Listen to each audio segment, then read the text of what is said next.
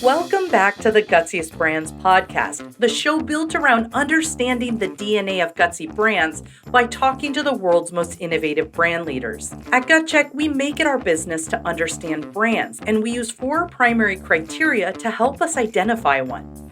We feature brands that are empathetic, pioneering, bold, and those that demonstrate the power of and, seeing opportunity where others force trade-offs. When we find a brand leader that we think embodies gutsiness, we invite them to the show to understand their journey, explore what makes them so successful, hear about the struggles along the way to success, and to get their perspective on other brands we might call gutsy. GutCheck CRO Jess Gaedeke, a former leader at Nielsen, had the chance to speak with Orion Brown, the founder and CEO of BlackTravelBox, a premium clean beauty targeting women of color. Orion is a brand strategy consultant with over 15 years' experience leading cross-functional teams across multiple industries. She combined her expansive expertise of consumer insights, brand strategy, and product innovation with her passion for travel to create a product line that truly impacts people's lives for the better. In today's episode, Jess learns from Orion all about the adventure of building a business, how her personal experience helped identify a huge opportunity in the personal care space, and why being exclusive isn't always a bad thing. So kick back and relax and listen to another episode of the Gutsiest Brands podcast.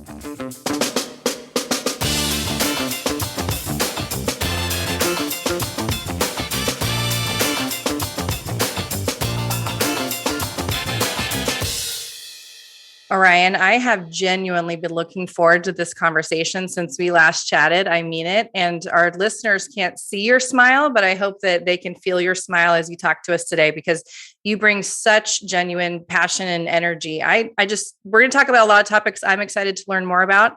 So I would love for you to start, give us an idea of your background, maybe prior to founding your business, and then we'll go there next. But first, where do you come from, and tell us about your background?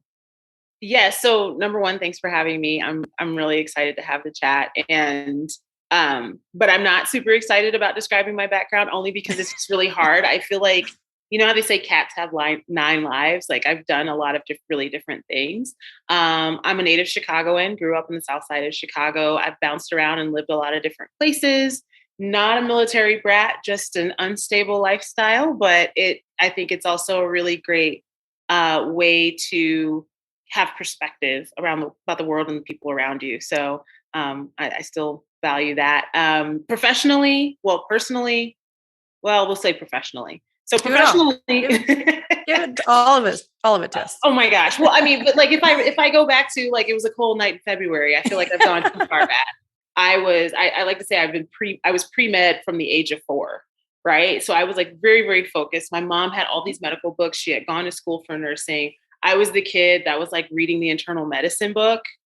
Nerd alert. I love it. Total nerd, and being like, so how do they impact that back in? Like, I'm just, I was fascinated by it. I got to college and life was lifing, and a lot of things outside of the college experience were affecting what was happening inside the college experience. And so I got to like my 3rd year and I was like, as much as this has been the thing that I've always wanted to do and saw myself doing and move towards, I don't have enough structure, support, and the elements in place to not go through hell for the next 6 years to make my way there. And this isn't it. Yeah. And so it was really like, that was like one of the biggest decisions, especially being a young adult, one of the biggest decisions I made in my life in terms of pivoting. But I think it's positioned me well. Again, having all this volatility and change has positioned me well to be very change agile as an adult and within my career. And so oddly enough, I went from being pre-med to working at JP Morgan Chase, doing internal consulting and project management. That's a pivot. A little bit of a pivot, but I believe everything happens for a reason. And even the way in which I got to that role, the person who hired me had just gotten into their role 3 months before. And had I interviewed 3 months earlier, with the prior person, they would not have taken me into the program. But this person was like restructuring how they think about and how they bring in diversity of thought, not necessarily DEI diversity, but diversity of thought within the program. And that was a great opportunity for me. And I really flourished there.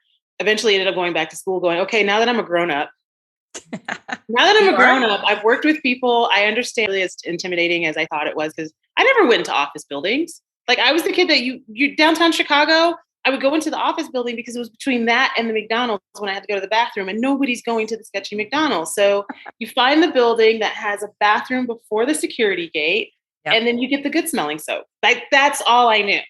So once I kind of got that comfort level, I got really excited and I knew what my skills were. And then I was like, okay, so what do I want to do when I grow up? And so I went to business school to figure that out. How'd that work out?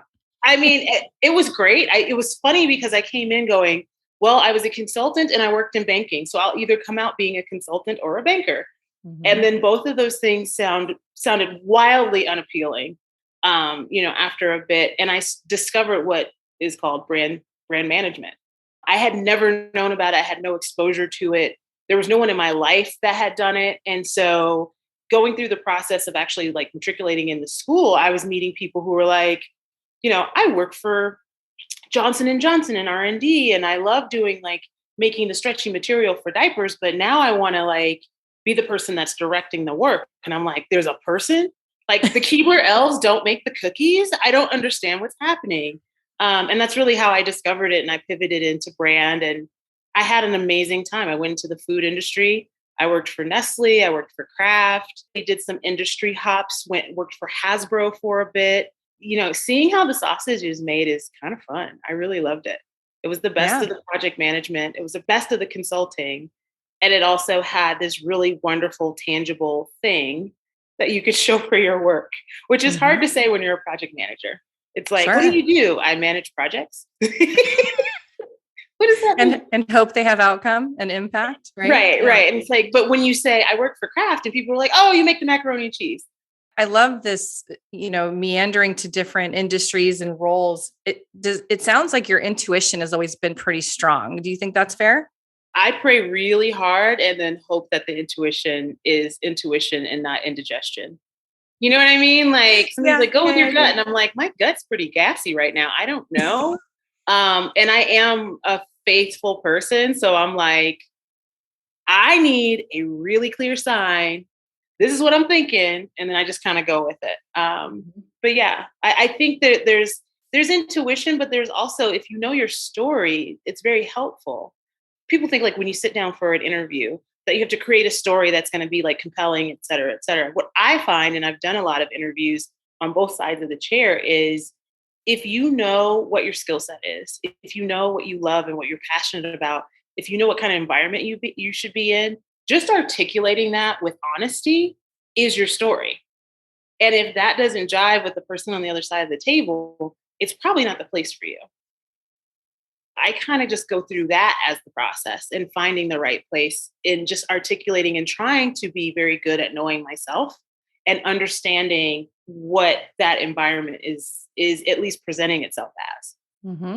I think that's really wise. And I think that's a good segue to talking about the business that you are CEO and founder of, because a lot of what you just described in terms of your background, I can already see how it led you there and led you into that leadership position. So you and I have talked about this. One of the things that we really honor in Gutsy Brands is leading with empathy. And what that means is truly having an intentional, genuine care for the authentic human experience and wanting to change people's lives. And when I think about BlackTravelBox, which you'll tell us a lot about in a moment, I believe it is the embodiment of empathy. I believe that what you're doing for travelers of color is making them feel understood, making them feel that there is a brand that is for them. And that is what empathy is all about. So please tell us what inspired you to launch that company, and we'll get to what it means for the humans out there that you are helping feel understood. I have a pretty traditional origin story of that. I had a problem and then I thought I should make a solution and then I went and did it. But there's a lot more wrapped into it. in the sense that, on the one hand, I just thought it was a fun project. I had actually gotten away from pure brand work and I had gotten into like more sales and I had gotten into the tech space and it was like further away and I missed having my hands on something tangible. At the same time, life was getting to a place where I was making decisions around what types of environments do I want to be in? Does pay actually equate to the offset of experience and the offset of respect or lack thereof in certain environments and things like that? And then the classic story of, and then I took my butt on vacation and had the experience that I've had 1,000 times. I went to Japan and I had my whole hair care routine planned out. I was planning a wash and go, popping curls the first day, second day. They're always better on the second day. It's like lasagna. They're always better on the second day. And then, you get to the third day, you're like, okay, we were probably on our last. This is when we put the headband on. That fourth day, okay, it's going into a pineapple or a bun, depending on where we're at. And then we start over. We do a wash day, and that takes us through the rest of the trip. I decided to hop from Tokyo to Okinawa. Tokyo, beautiful, mild, gorgeous weather. Okinawa, the armpit of Atlanta, hot. Like sweat the second they opened the door of the plane, just sweat everywhere. My skin was sweaty, my scalp was sweaty, my hair was sweaty, instant frizz. And I was just like, I am so screwed because I have this tiny little bottle that is not going to be able to correct this or like help me manage it while I'm here over multiple days. And so as many great ideas come over a glass of something, in this case, it was sake, I was like ranting, like, why isn't there something? I'm a person with hair and skin. Like, why can't I find it? Yes, I understand I'm in a foreign country where the ethnicities are very, very different than, my immediate surroundings, but I have the same problem when I go other places. And not only that, we had tons of army bases on Okinawa. So there were what so-called American US stores throughout, and they still either had products that were like crazy toxic and not particularly healthy, or just products that just weren't made for me at all. And so that was really the impetus, those things coming together, me saying, I really miss having my hands in something and wanting to do something creative and tangible. I'm sick of going to work and it being an environment that is toxic and I'm going there just to get paid to be taught. Like it just wasn't worth the pay. And then this idea that there's a problem in the world that's really worth solving. And I think I have the skills to come forward and try to tackle it. I mean, culmination of several really important dynamics. And I think I'd like to just honor the fact that you took the moment to acknowledge that and to see how those things could triangulate in this case into something that is really going to make a difference. So tell us more about the brand, tell us more about the products themselves, and tell us about the people that you're helping. So the brand is called BlackTravelBox. We're a personal care products company for travelers of color. This is the pitch part. Everything that we make is in forms and formats that's meant to travel well, get through TSA, and it's inclusive. So it's made for a wide variety of hair textures and skin tones. And the reason why I say those things in particular is because oftentimes when we create brands, particularly one when we're thinking about ethnicity, it's like some of these big brands are like, just slap a gold label on it and say that it's for ethnic women, it's for texture. And it's like, it's the same product. You actually didn't make a product different for her. You didn't test it on her. Oftentimes we're not even in the lab situation. Sunscreen just figured out that Black people are a part of the marketplace. Like, let's talk about that. Because the capitalist in me is like, you're letting frivolous things get in the way of you making more money. Please, equal opportunity, take advantage of my pocketbook. Sell me some stuff. And so seeing that the beauty industry in particular is holding that death grip on what its perspective on beauty is and what that should look like, and oftentimes it's not inclusive of a lot of people, that was a big friction point for me. And so everything that I make, I don't test anything on animals. I test them on friends, but it's all about making sure that it works for a plethora of people and a broader spectrum. The other piece around the travel piece and being TSA friendly and traveling well, I didn't want to create anything that was just like another bottle thing that it's like, oh, we took the bottle and made it smaller and here you go. And it's like, it explodes in your bag. You always ruin your best silk shirt. At least I do. And it's never enough. So I really created something where each product is engineered to last long and travel well, and to keep you from getting into arguments with TSA, because I come with stats and they get really annoyed with me. Yeah, well, you're a fact checker. I can tell. They don't like that. Just get in line. Oh, yeah. I am the consumer, and that's a really lucky thing, because oftentimes as a brand marketer and brand manager, you're not. And even as an entrepreneur, you may or may not be. And so for me, it really has been a journey of just discovering if other people had the same issues and the same challenges. And what I was hearing absolutely disgusted me, that people are going to grocery stores and getting products when they go to different places. And it doesn't have to be a different country. It could be, Toledo, Ohio, Yep. or Toledo, Spain. It's the same thing.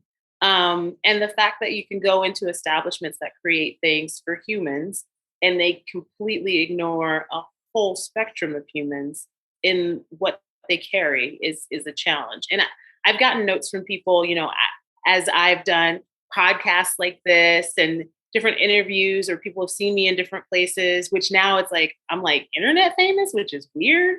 Oh, that's kind of fun.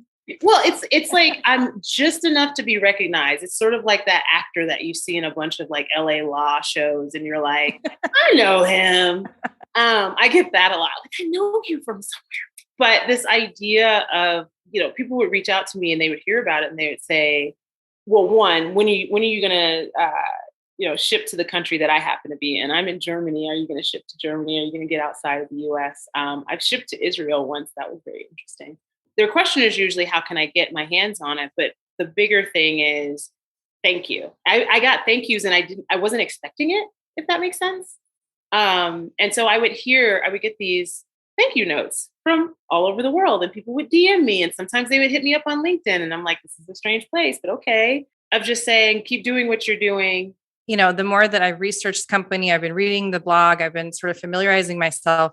Think of how many moments out there, out in the world, where people are experiencing these travel situations, and that you are giving them their best self. You're giving them confidence. You're able to enjoy your life in a different way when you feel like you look good and you feel good. And so I just think it's so special. And as I'm hearing you talk about this too, clearly there was an element of frustration and a gap in what the products were providing for this particular need. So there's, when you think about innovation through empathy, there is that you want to solve frustration, right? You want to take away that negativity, but you also want to forward the positivity. So the other part that I love about this is, especially with the Black travel movement, which is making such a difference, and allowing people to really get out there and explore the world. It's your product line is helping forward that. So is there that balance that it's the absence of negative, but like, holy smokes, a huge step forward with this positive vibe?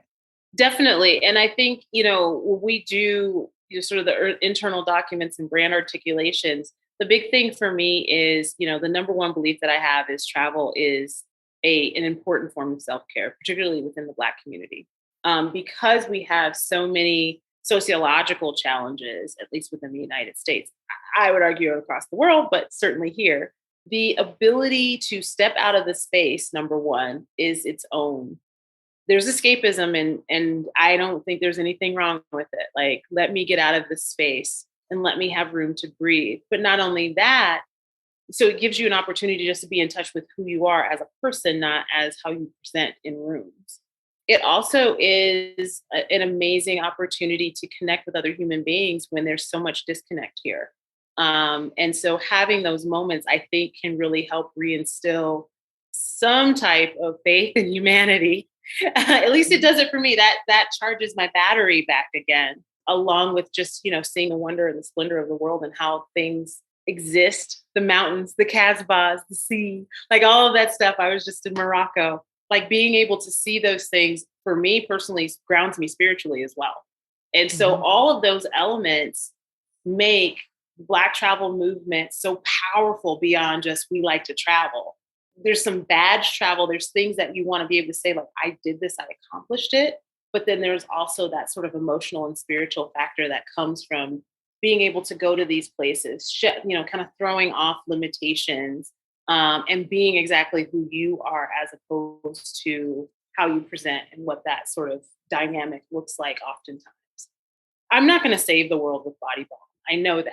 But if I can give you 15, 20 minutes, an hour back that you were spending being distracted on some BS because the beauty industry doesn't think about you in any country, then that's another 15, 20, 60 minutes that you can be self-caring and be present and be fully yourself and feel good in your own skin. And so I think that that's really important. I appreciate the removal of the negative, but it really is about being additive to the positive and making sure that you are getting the most out of your experience, whatever that might be.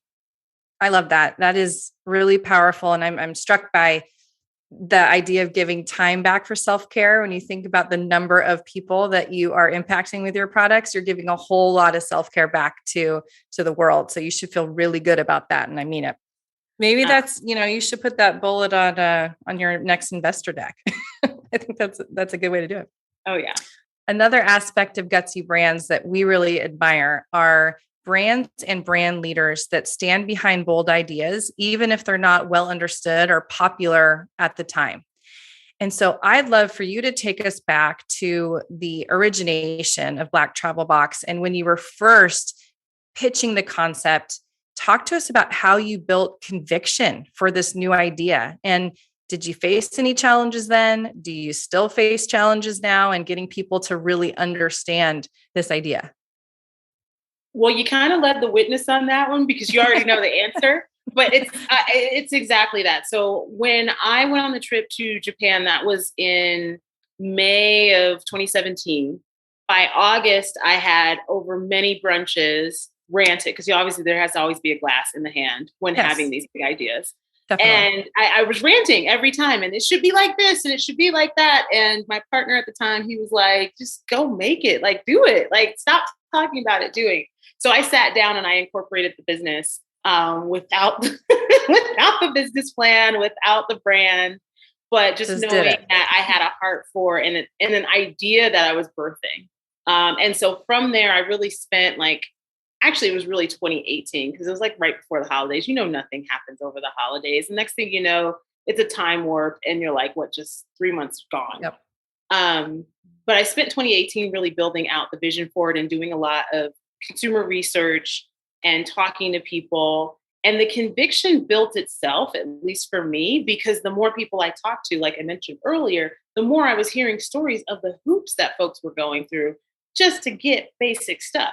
Now, don't get me wrong. I completely understand if you have a rare skin condition or if you have allergies. I have tree nut allergies. I have to scour everything. It's a pain in the butt. However, most people are the rule, not the exception. And there's no reason that they shouldn't be able to find these things. And so as I was uncovering these challenges where people are like, well, so I found one thing that works. So I buy and squirrel away a whole bunch of it. And then I put it into tiny bottles. And then I do this and I do that. And I'm like, you're manufacturing and you pay for manufactured product. Help me understand why you're manufacturing. That's like somebody bringing you a cocktail and being like, well, there's the vodka, there's the juice, knock yourself out. And so for me, that was the first kind of build of conviction. Then I started to do third-party research. What's the data? I don't know enough about the market. One of the things that really irked me was there isn't a lot of data because there weren't a lot of people looking at Black populations outside of jail time. I am dead serious. If I wanted to find stats around Black Americans, it was all and this is where they are in the prison system. And I'm like, but where's all the consumer reports? And It was very, very hard to find. I was able to find some little mental reports, things like that. And I think it wasn't until the end of 2018 that a travel report, no, not even a travel report, I think it was a beauty report that came out that was talking about the level of toxicity of the products that are sold to Black women and how that differs from quote unquote mainstream products and how insane that is. And, you talk to most Black women, they know 5 people who have had fibroids.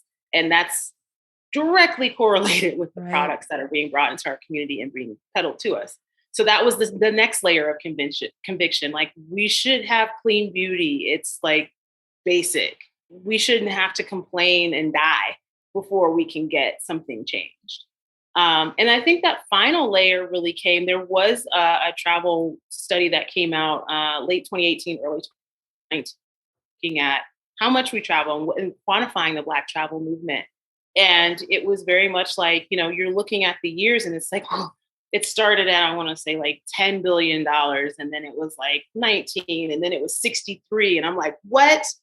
I've never sat in a room with people who were looking at white space innovation and seen a growth clip like that and not had everybody go, oh my God, we have to get in. Oh my God. Yeah. Yeah. And that was actually the opposite of the reaction that I got.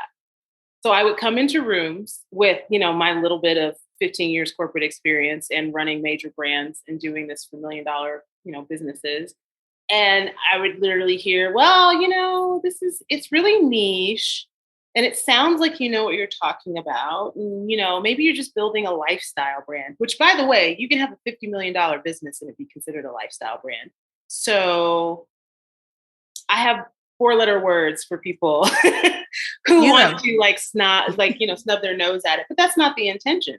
And so that was the third level of conviction, like this cognitive dissonance between very clear, compelling data on the consumer, the marketplace, and the growth in both of them, and this distaste for things made for and built around women of color and people of color in general.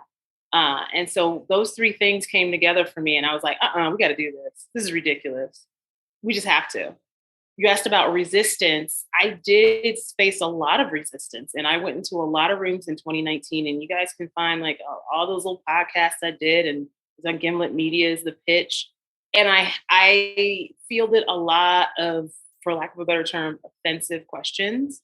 Not all of them were publicized on all of the things, but I would go into rooms and people would ask me, why am I being exclusive? Why am I being exclusionary? It's and to the extent that it was sort of like kind of being racist. Like, why would you do that?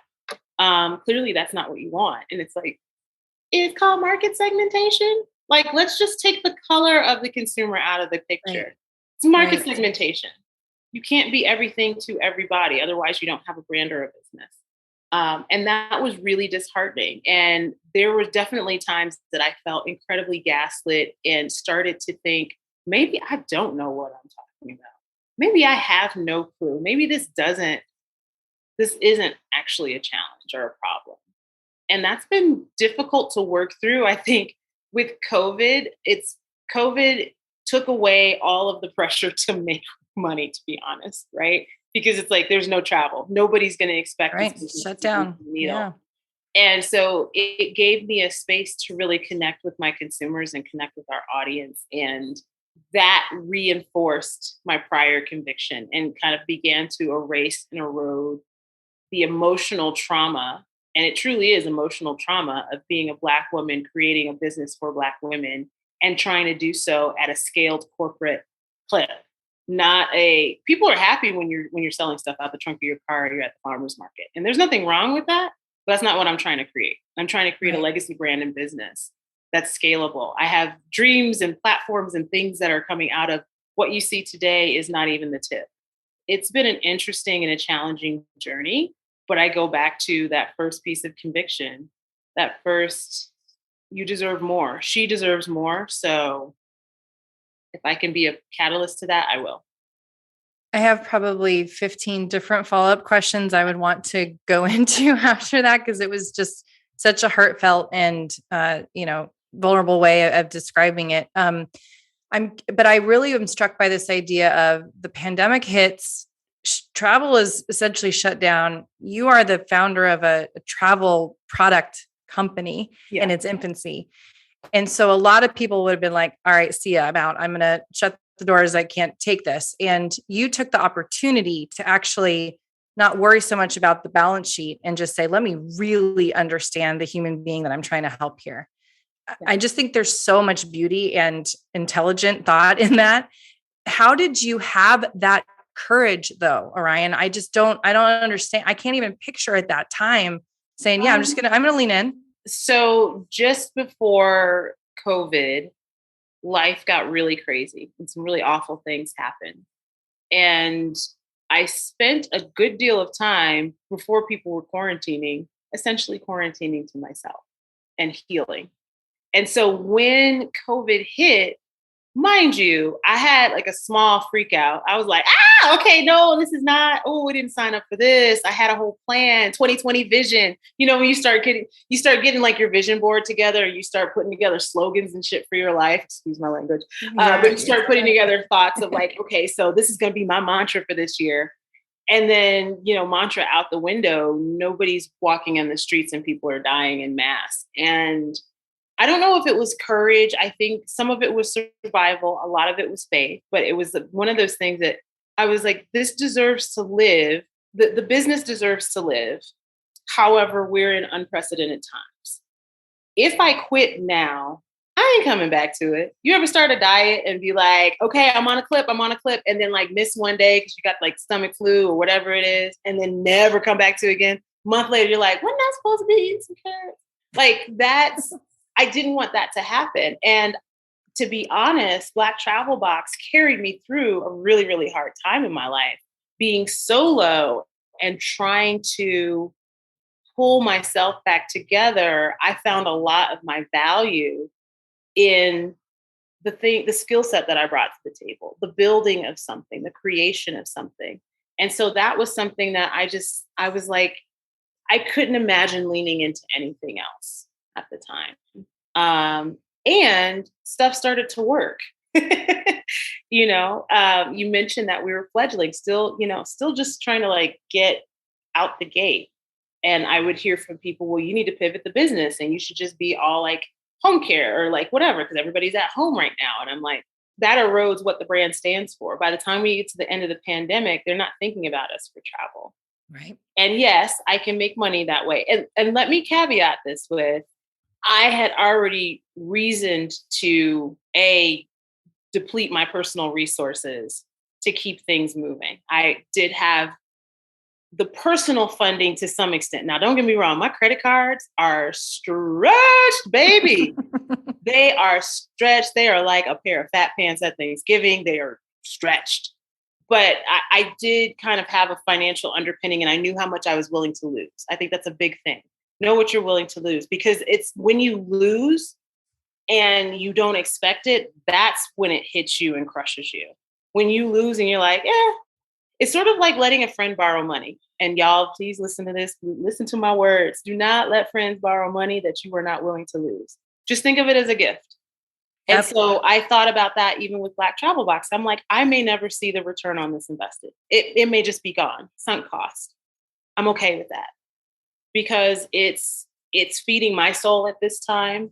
And it also gave me some amazing platforms to talk about some important things. And I'm still of the mindset that even if the intent for my life and having BlackTravelBox in it is to create platforms, not to, be a beauty zillionaire, I'm okay with that, because I can't tell you how many places I got to talk about beauty double standards and representation and why investors need to have a better eye to diversity and cultural, acuity, and cultural competency.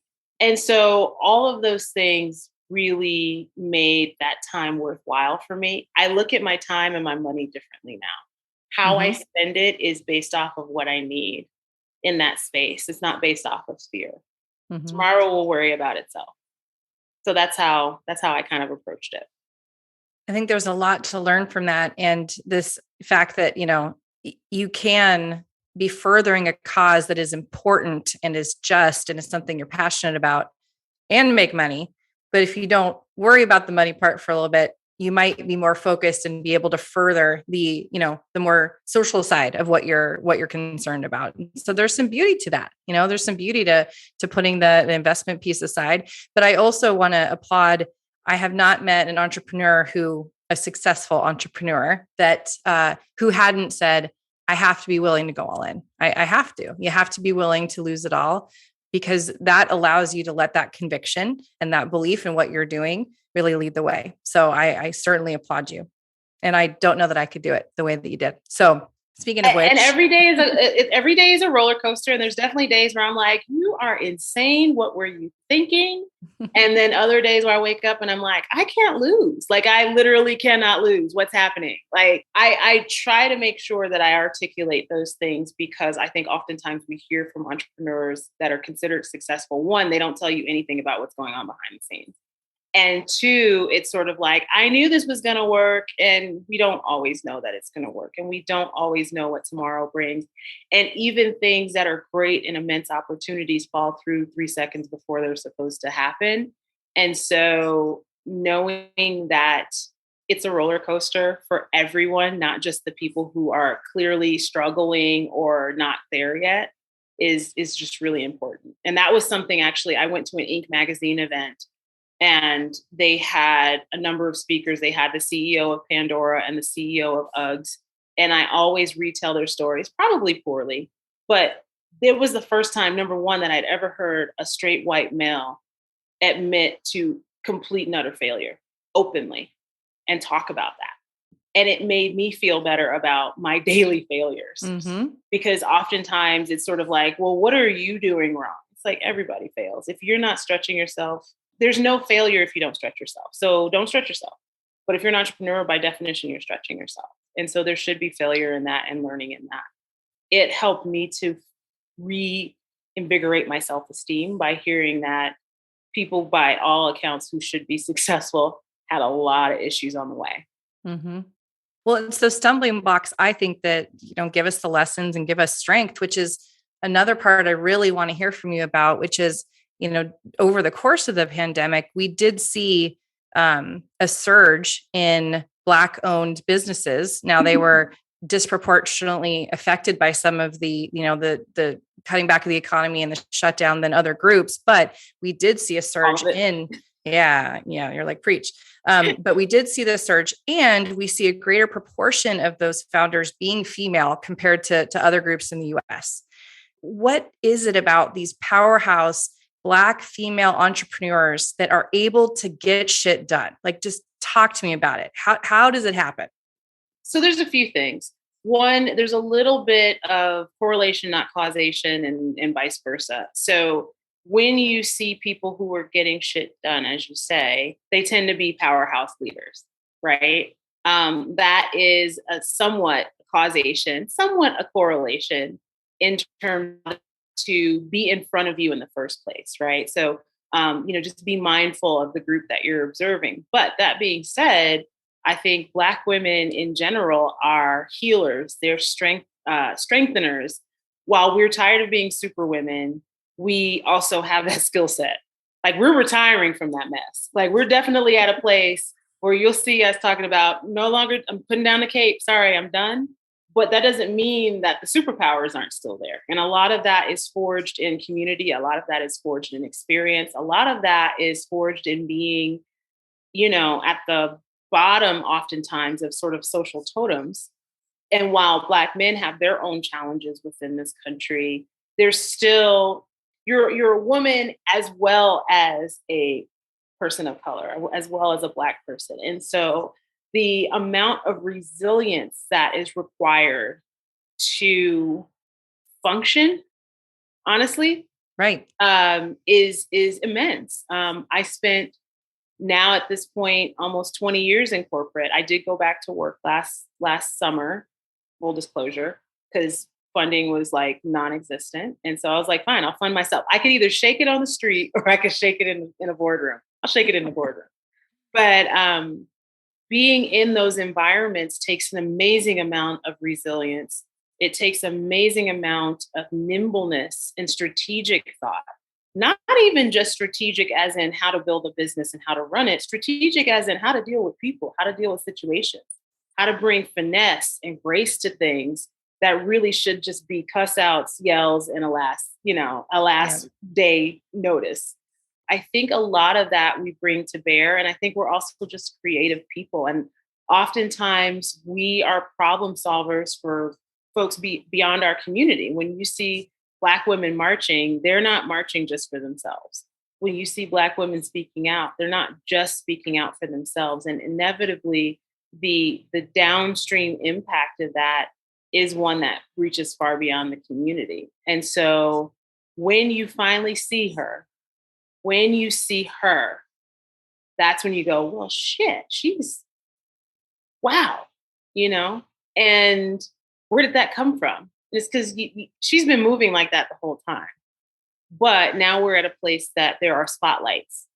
And as we know, spotlights don't always last. They're not always on the stage. But for right now, there are some really great spotlights, and we're able to see, I think, the grace and the resilience and the complexity and the beauty of Black women as people who move in the world. Not just, oh, she's pretty because she's Black. I'm talking about that beauty and that grace and that light that comes from just being badass and being aspirational and offering up somewhat as a sacrifice your gifts to make the space around you better and the space around others. So selfless in that way, right? Just sharing that goodness with the world for the betterment of the world and the community. Yeah. And not just keeping it in to your own core. Yeah. Well, and I think it's just also the way that we think about problems and challenges, because I won't say that every single Black woman is benevolent. I wouldn't say every single person is benevolent. You know what I mean? Like, we still have to remember and attribute personality and not like sort of monolithic stereotypes across people. But from a tendency standpoint, the things that we tend to look at are social injustices and things that are, ways in which the human spirit can flourish. Now, I say that, and then I go, oh, well, most of our businesses are beauty businesses. That is a way in which the human spirit can flourish. When we create businesses that include, say the Lip Bar and these other businesses that are including more colors, they're including more, they're pressure testing and pushing the standard of beauty. That doesn't just help us. That helps the transgender community. That helps the non-binary community. That helps anybody who's an artist and who uses skin as a palette. Yep. And so it's less about, I'm going to save the world today. We just happen to do it as a sort of a downstream benefit to a core challenge that we're trying to tackle. But that core challenge tends to have broader repercussions by definition. So to your comment about, there's a spotlight on it right now. How do we actually create and nurture and support and lift up that next generation that will continue to do this great work and accomplish big things? I think it is the discipline of keeping this newly found conviction socially, the social conviction towards supporting Black women, supporting Black-owned business, et cetera, keeping that top of mind and making decisions to make changes in life that aren't easy. When people, I'm dating myself here, but like when recycling became a thing, it was a pain in the butt. There weren't recycling bins everywhere. You had those kids that were collecting cans and taking them to the grocery store and trying to get pennies to go to Disneyland, which, by the way, I can't imagine how that would ever pay for Disney, but whatever. It was a choice. Enough people started to begin that conviction of, well, I can do something to make things better, to make the environment better.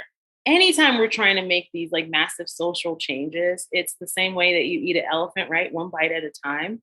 So like one of the things that I do, it doesn't come easy to me. It's top of mind for me every day because I am a Black woman business owner, but it still doesn't, lifestyle wise necessarily come easy because oftentimes you have to seek out these businesses because they don't have the same resources, et cetera.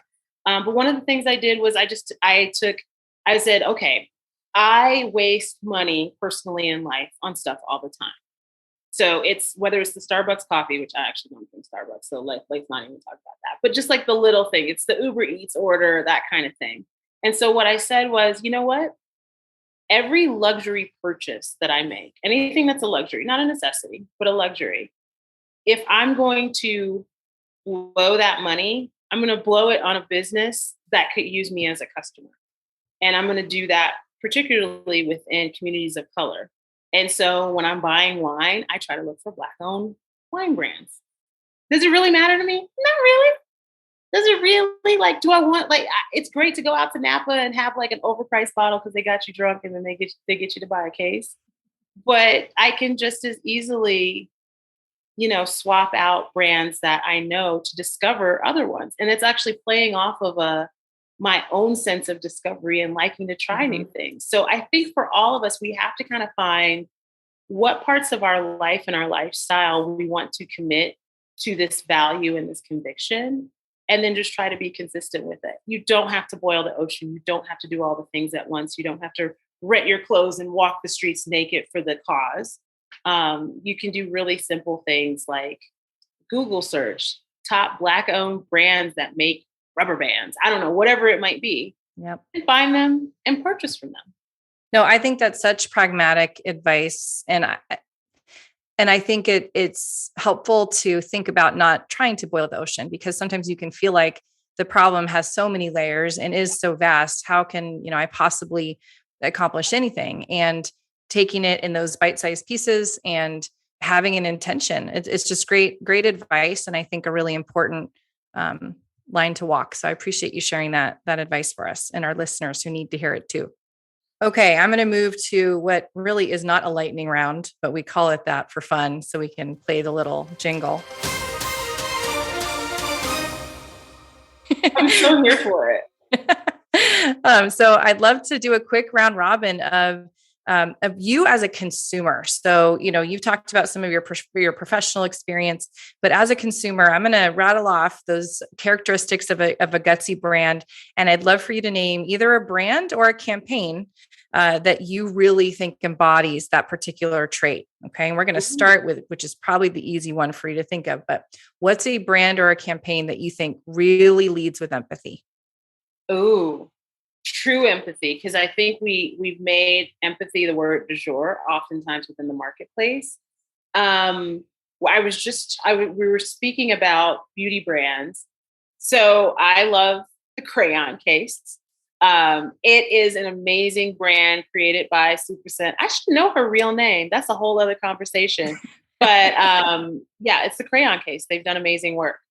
But one of the things that I really loved about that, so she was an internet personality, kept everything very 100% real, but she created this beauty brand that was really inclusive. Like, I feel like some of their influencers and folks that they work with, it was like some of the first times that I saw really beautiful makeup on men, and they weren't just putting them out there. Because I feel like the mainstream brands of the world have started to sprinkle folks in, tokenizing them into ads and stuff.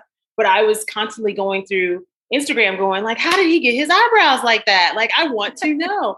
And I hadn't seen that, and I hadn't been exposed to that. And I feel like the empathy of just understanding that beauty can come in a lot of different forms and formats, and being open to that. And then as a brand, backing that by being I don't care who loves me. I'm going to share the love that you get. I think that was really cool. So I loved what they did. And there's other brands, particularly when you think about things like Lip Bar and these other brands that are exploring wild colors and different things. They're all encouraging self-expression, which again is so much broader than just the Black community and the place that we're at right now socially. It's really important for folks. Mm-hmm. And I love that point about it being true empathy, all right? Letting people be their true selves. How about a brand or campaign that was really pioneering, that found a new way of doing business or a new way in an industry? Overtone hair color. I don't necessarily know if it's a new way of doing business, but it certainly is a new way of thinking about hair color. Obviously, I keep picking these brands that are all about self-expression. Overtone is another one of them. But the whole idea being a conditioner that actually deposits color and does so in a rich way. Even when you hear how they represent people, when you hear about how they went to market, and there's some really great interviews with Leora and her team, they really took what I thought was some pretty damn common sense, or just good sense, and applied that to a business as opposed to taking the cookie cutter route. And they've created a really fantastic business that it's not niche. It's so massive. I'm so excited for them. And it's definitely a really cool brand in and of itself, which I think has kind of come to market in a different way. I can't wait to learn more about that. And maybe you can introduce us to Leora. She sounds like she'd be a good founder to talk to. Oh, she's awesome. How about a brand or campaign that stood behind a bold idea, even if not well understood or popular at the time? Bold idea, not well understood, besides BlackTravelBox.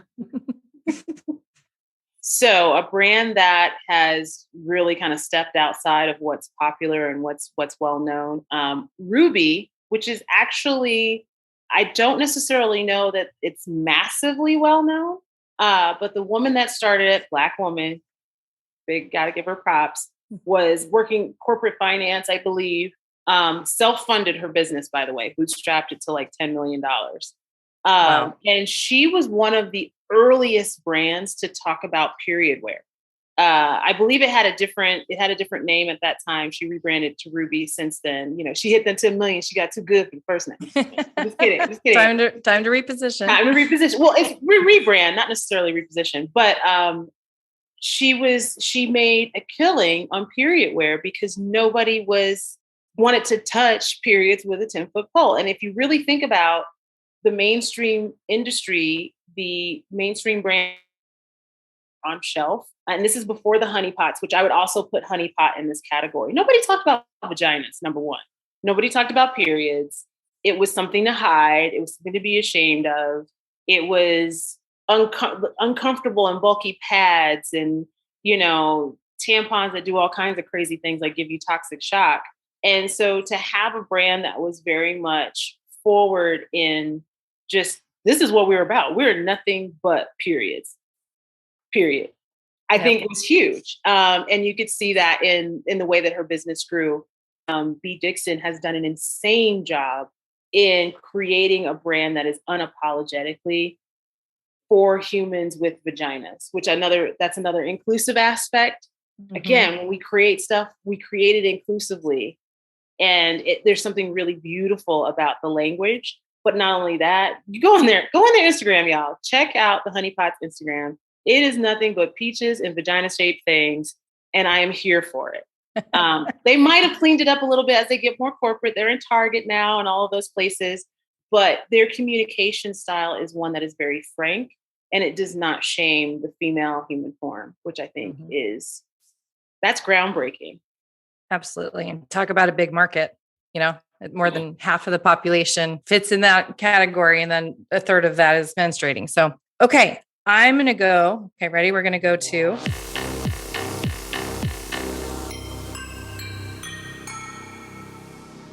the real lightning round. This is all about spill your guts. This is just all about you. You just tell me what comes top of mind. There are absolutely no right or wrong answers. So what's the first brand that you remember as a child? Ooh, Sun-Maid raisins. Okay.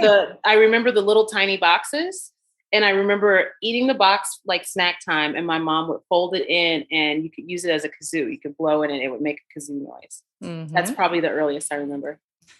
I love that one. We haven't had that one yet. I love it. What book or movie best represents your career journey? Eternal Sunshine of the Spotless Mind. To some extent, yes. Yeah. And then, I think that's actually a really good example, because I think when you look at I came into the career space off of a really big hurt that I had to let go of. Like, I wanted to be this thing, and I switched and I pivoted, and then I built off of that. I think there was that healing process that he went through in the film of coming to grips with the experiences and the changes and what was happening, and learning to integrate that into oneself and then come out of it better. And so that has been my process. That has been a lot of the momentum that's brought me through a lot of the ups and downs and the changes that I've been through in my career. So inspiring to hear you describe that. How would you describe your job to a child? That's a good one. I make fun things to take with you everywhere. That sounds very inclusive as well. Yeah, I love it. Sign me up. What's one piece of advice you would give a business leader that wants to make their brand more gutsy? I would say it's actually a piece of advice that someone gave me, which is you have to run on your own steam. You have to. There are going to be times that you want to get the opinions and the insights of others and the advice and sometimes the mentorship. But knowing that if they fall short of what you need, you have yourself to keep pushing yourself. That's the best thing you can do. What about the most used emoji on your phone? Ooh, that's a good one. I'm actually going to look and see. Yes. I think it's this lady with the hands, like the shrug shoulders lady. Yeah. But it's going to tell me, yep, it's the shrug shoulders lady. And there's also this lady, the face plant one. The face plant. Yeah. I kind of love that the face or the shoulder shrug is your most used. So there must just be a lot of that happening. Yeah. I mean, but I also use it to almost to some extent say, wow, you can kind of get away with anything, or you can kind of do anything. So oftentimes when I'm texting just sort of like personally with my friends, or we're sharing stuff on Instagram and stuff, it's like they made a miniature of an egg salad sandwich and it has parsley on it and it's an inch wide. I don't know, but it's cool. I like it, but I don't know. I think to me, it's the embodiment of the world can always still surprise you. And you don't have to know all the answers. I am loving that new definition of that emoji. I think that's fantastic. It's sort of like you do you, go for it. Yeah. And sometimes when you're doing you, I'm like, I love it. I just don't understand it. And that's okay too. That's okay too. That's a great attitude. Finally, we have compiled a Gutsiest Brands playlist. It's pretty epic. You're going to want to check it out. What song would you add to that playlist? I would add Feeling Good as Hell by Lizzo. That's a vibe. We need hair that. Toss, check my nails. Baby, how I'm feeling good as hell. Boss up and change your life. You can have it all, no sacrifice. I know we did you wrong, we can make it right. So go and let it all hang out tonight. Sometimes you just need that pat on the back that's like, and that energy and that joy. So I know what I'm going to go listen to right now. This has been such a phenomenal conversation. I mean it when I say I feel like we could chat if you would have me for a couple of hours over a couple of glasses of something. But unfortunately, I think that I have to wrap us up in terms of this particular conversation and episode. Thank you for sharing your wisdom. Thank you for sharing your success. Thank you for being you and being open to this conversation. I've learned so much, truly. And you've given us a lot to think about. And we are so supportive of you and what you're doing. I love it. And thanks for having me and letting me ramble about the things that are on my heart. Because like I said, whether BlackTravelBox stays forever or not, being able to have spaces to articulate challenges, to illuminate the world, to talk about things that don't get spoken about. We'll just say spoken about.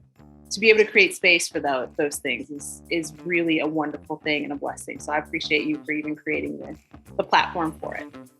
Oh, thanks for saying that. Grateful for you to be here.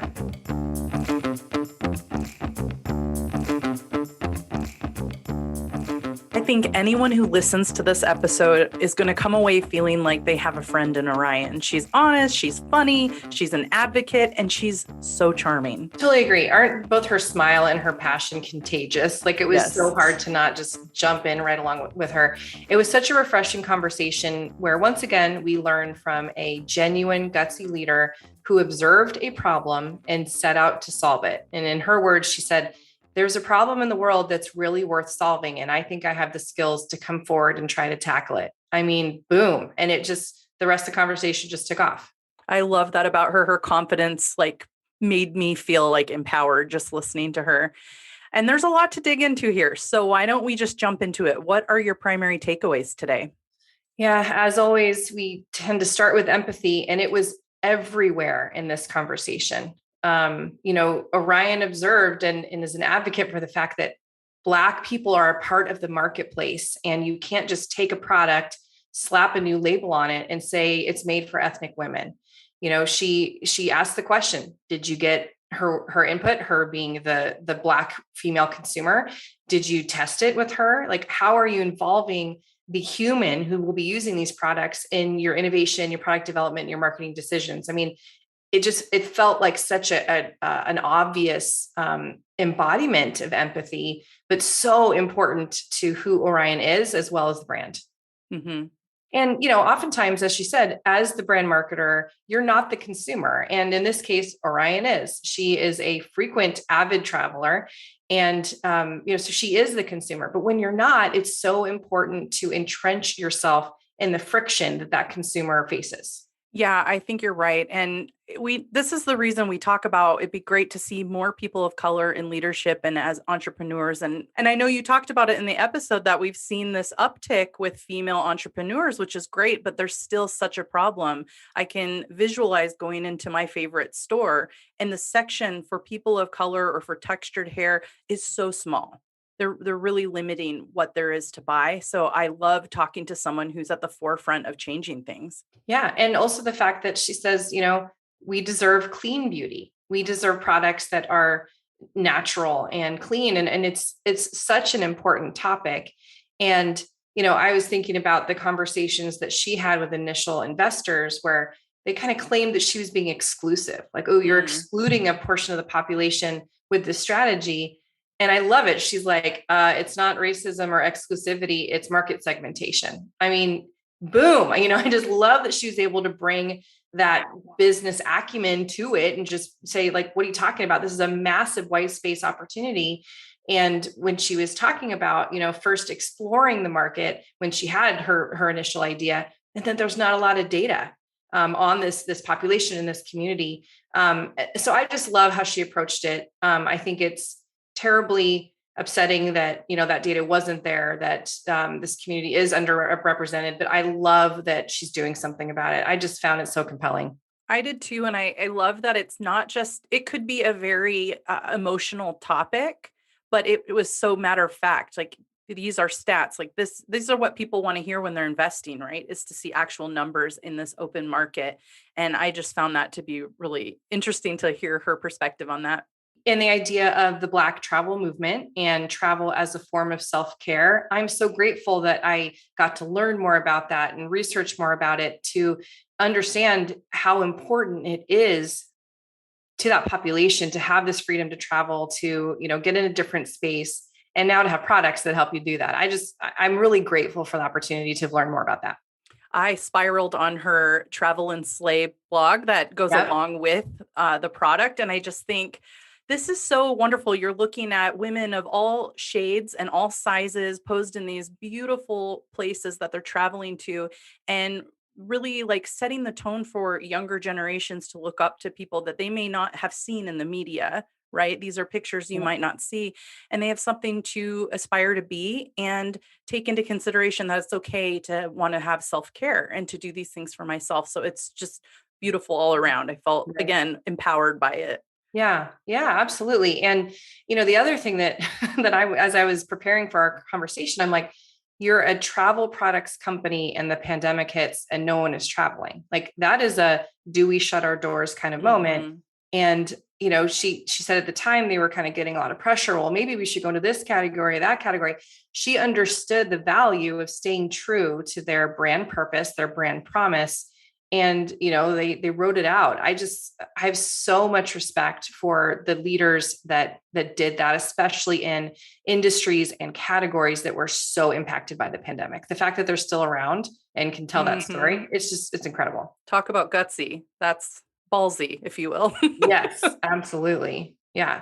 And speaking of ballsy, I mean, I was so grateful to get her perspective on female Black ownership. And I think I hit a nerve a little bit, hopefully in a provocative, good way when I said, how are these powerhouse females? How do they do it? And she talked about how, the Black female community, they have to be superheroes. And sometimes they need to take off their cape. And that really spoke to me. And, the amount of resilience that it takes, to make the space around you a better space and to give space for others.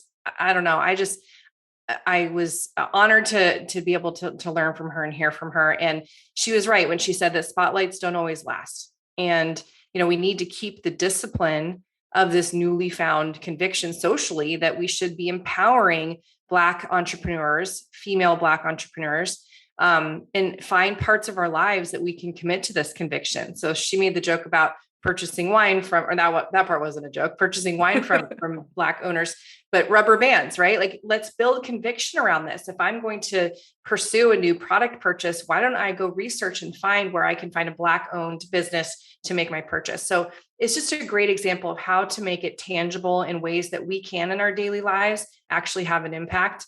I'm so appreciative that she shared that with us. Overall, I learned a lot from Orion's background, how she came to be in her current role and founding this tremendous business. And I love the swagger she brought to the conversation. I love the intellect she brought to the conversation. And dang, do I want to go on a trip with that girl. I mean it. So I'm going to try to invite myself along at some point. But another great example of gutsiness through and through. And I hope our listeners will learn a lot as well.